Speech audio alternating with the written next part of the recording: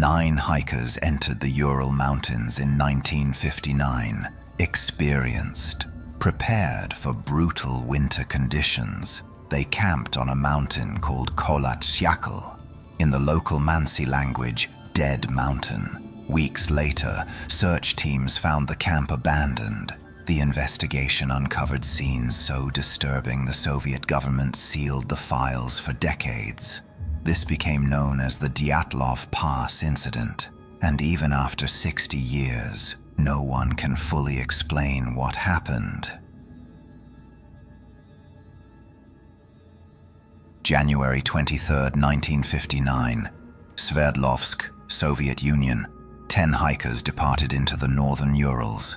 They were students and graduates of the Ural Polytechnic Institute, young, experienced, and highly trained.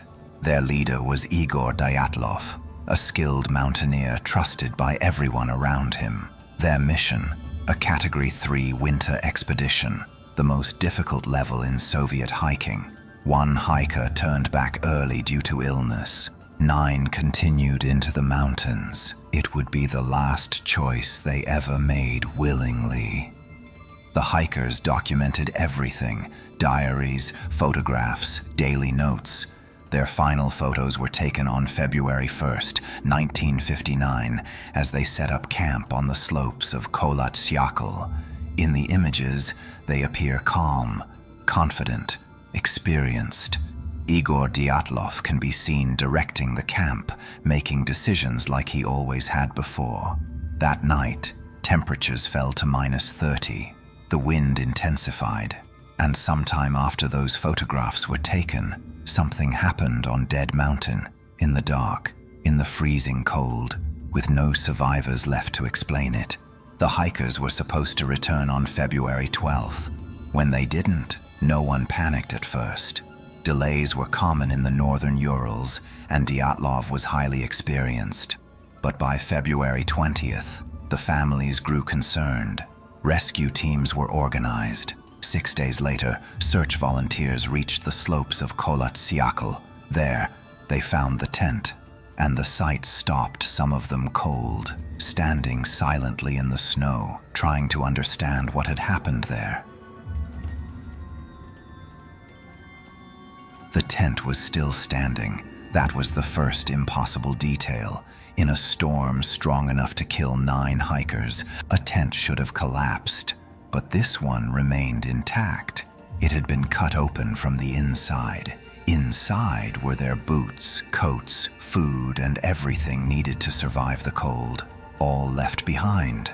Whatever happened forced them out fast enough that they fled into the mountain darkness barefoot or in socks, choosing the freezing night over the safety of the tent. The footprints revealed something disturbing. 9 sets of tracks led away from the tent, some barefoot, some in socks, heading toward the forest below. But the tracks showed no signs of panic. They weren't running. In -30 degrees, without coats or boots, after cutting their way out of the tent, they walked, calmly, in a line, as if fleeing never crossed their minds, or as if whatever happened that night had taken away their ability or desire to run. The first 5 bodies were discovered between the forest and the tent. 2 were found beside a small fire, barefoot, without coats, surrounded by broken branches and burnt wood. They had tried to survive the cold. Further up the slope, rescuers found 3 more, including Igor Dyatlov himself, lying in the snow, facing the tent he never reached. All 5 died from hypothermia. At first, the case seemed tragic, but explainable. Then the final 4 bodies were found.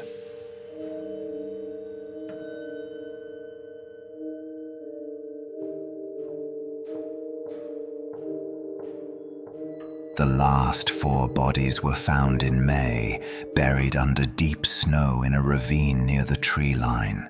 At this point, the Dyatlov Pass case stops resembling a tragedy and becomes something that investigators have tried to explain for decades.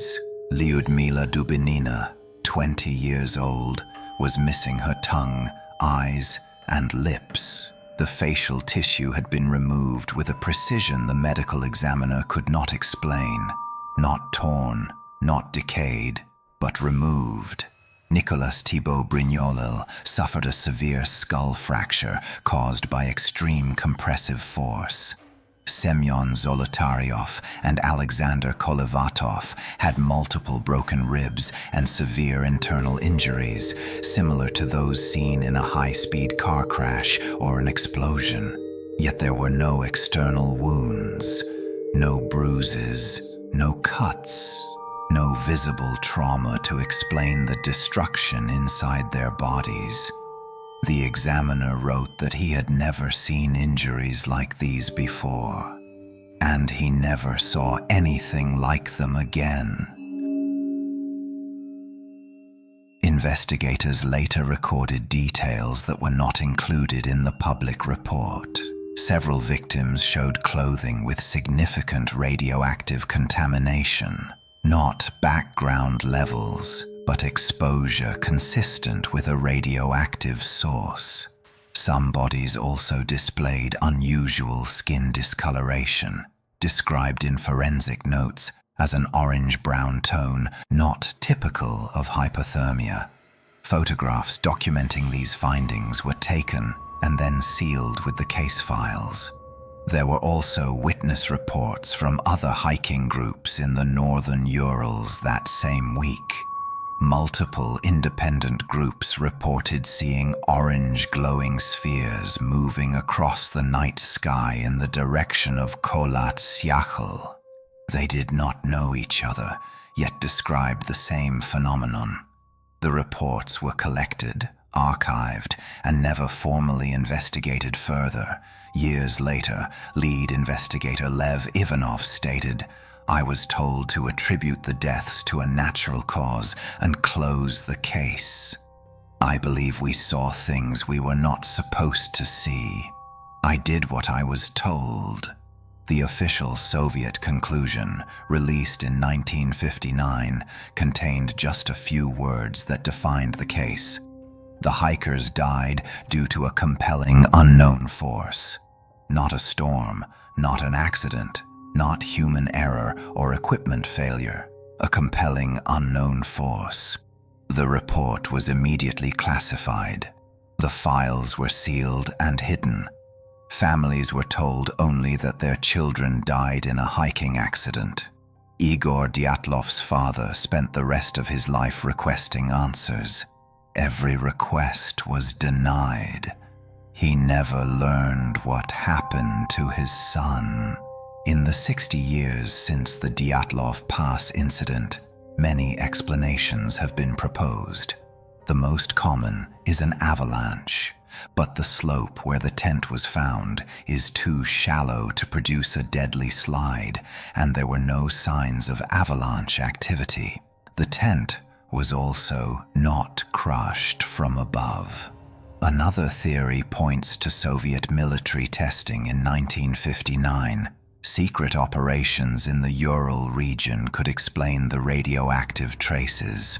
However, no known weapon could account for the internal injuries without external trauma. Infrasound has also been suggested. Natural wind patterns in the mountains that may trigger extreme panic in humans. This could explain why they left the tent, but not the injuries found later. The Mansi people offered no scientific explanation. They simply said the mountain had always taken those who were unprepared, and that the Nine had been warned. Kholat Syakhl, Dead Mountain.